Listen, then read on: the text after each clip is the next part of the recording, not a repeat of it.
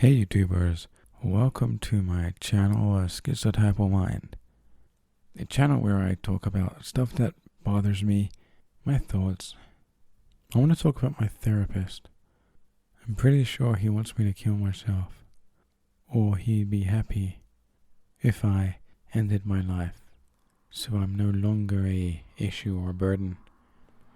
I have schizotypal personality disorder, depression, aspergers syndrome.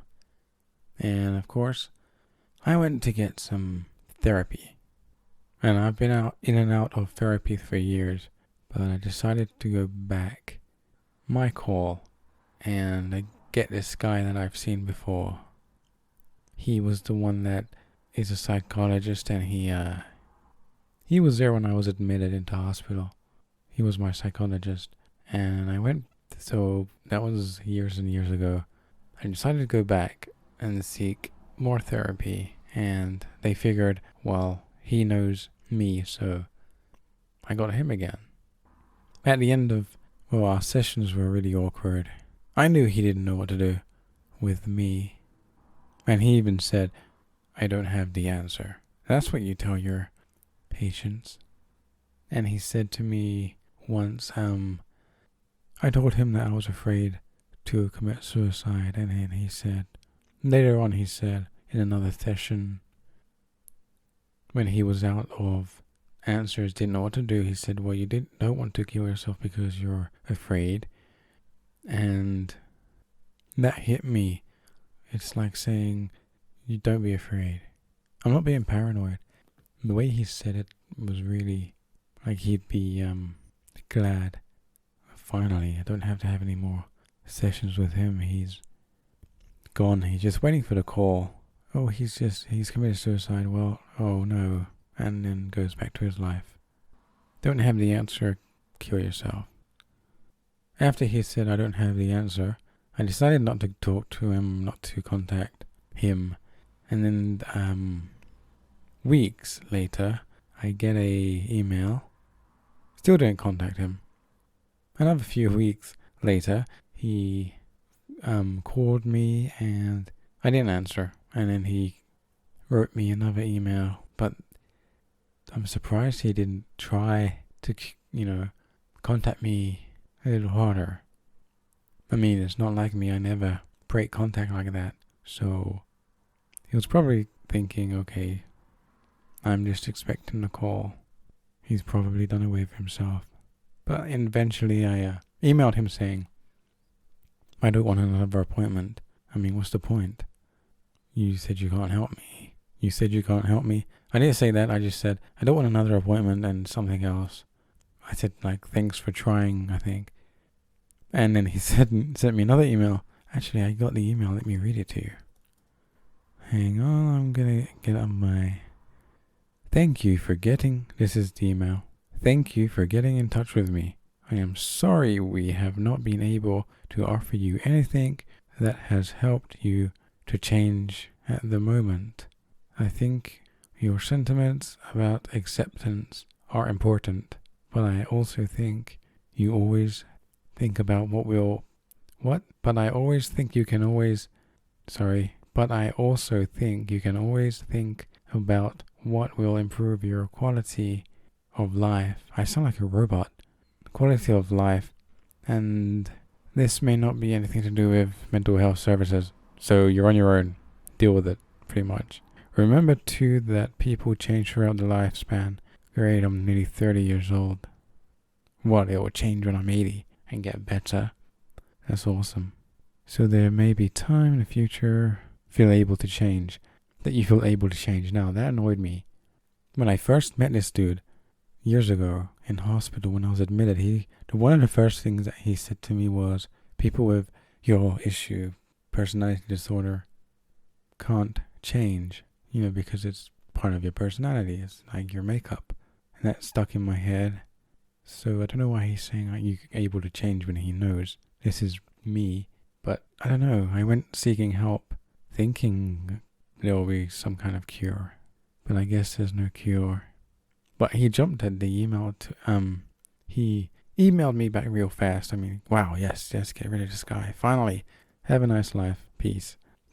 And I also have a letter he sent me. How nice. Mental health diagnosis, schizotypal disorder.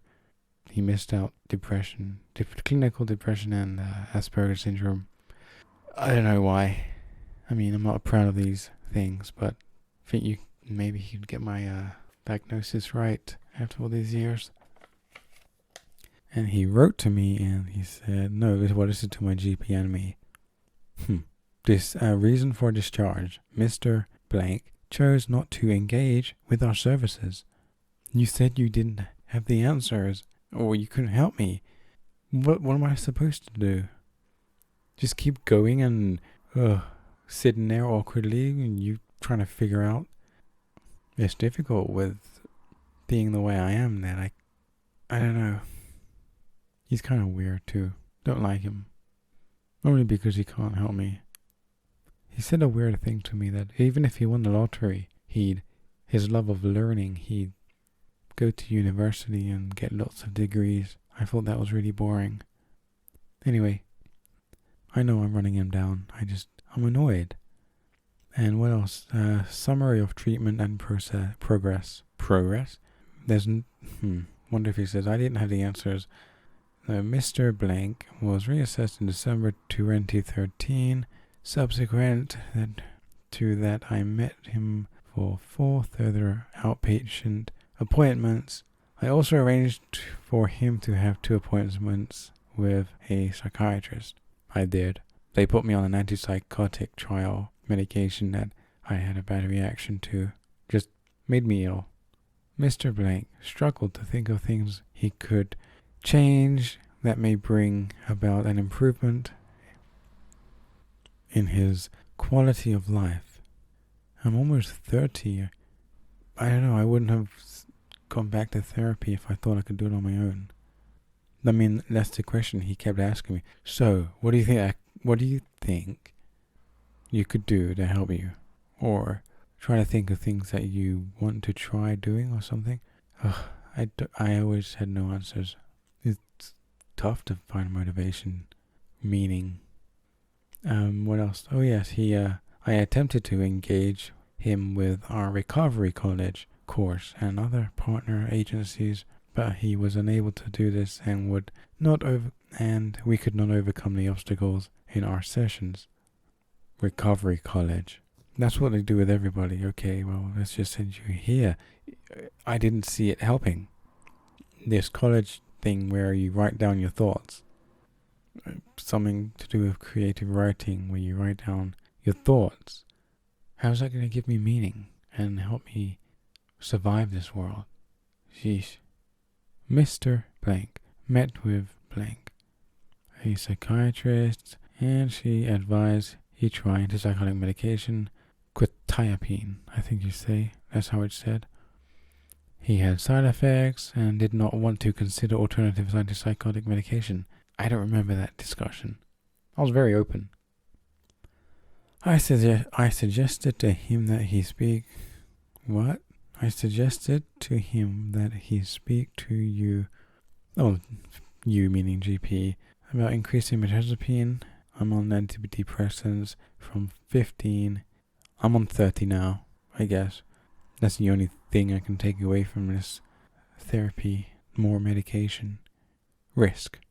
Mr. Blank reports having thoughts and fantasies of violence towards others since early adulthood. Had a bad childhood and, never acted on them. I have these weird violent thoughts. Mostly happens when I'm down and I feel hateful and I just want to hurt people. He has never acted on these. There does of course remain a risk that he may one day wish to act on his fantasies. He has occasional suicide thoughts of killing himself by cutting his wrist or by overdose. I actually told him that I was going to kill myself at 30 years old.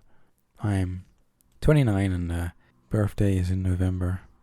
November the 1st was going to be the day that I ended it, but I'm not going to because, well, I don't think the world is going to last much longer anyway. I don't have to commit suicide. The world's coming to an end. That's how I see it. And that's what I believe. Maybe it's a coward's way out of not doing it myself, but oh well. He has never attempted suicide. Really? This was rushed. I mean, he was, wow, finally happy to get rid of him. And let's write this up quickly, get his diagnosis wrong, and then send this off. So annoying. And there's no evidence of significant intent or preparation, even if after I told him that when I hit 30, I want to, never mind. I don't do this for attention. I mean, this YouTube thing is, I don't know, an outlet. What else does it say? Mr. Blank cuts himself superficially every couple of months to regulate mood. That's just insane. I didn't say that. I don't self-harm. I told him I once self-harmed a few months back because I was curious to see if it hurt him. I was feeling really bad and I wanted to just, feel pain to see if it would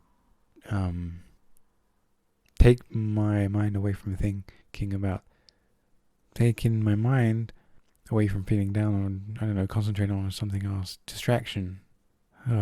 Crisis plan. Relapse indicators. This is going to be interesting. Mr. Blank, mental state has been poor but stable for many years. If he deteriorates and has more suicidal intent or an increase in seriousness of self-harm, he can be referred to the mental team. Back to you, so you can do what? Tell me you can't help me in that. I don't know.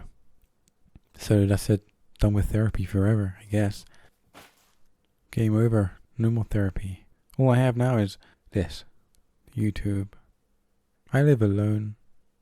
I have under 5 friends. I work. It's boring. And I struggle to find meaning. But I truly think that this psychologist wouldn't mind if I did away with myself. Is suicide an answer? I mean, if someone is really bad, I know that they have shock therapy. He said to me that he doesn't think that will help me. So he doesn't think that will help me. He doesn't know how to help me. He wants to send me off to college, which I know I wouldn't even be able to manage. Not sure how long this is going to be, but I guess I'll leave it here. Thanks for listening. Peace.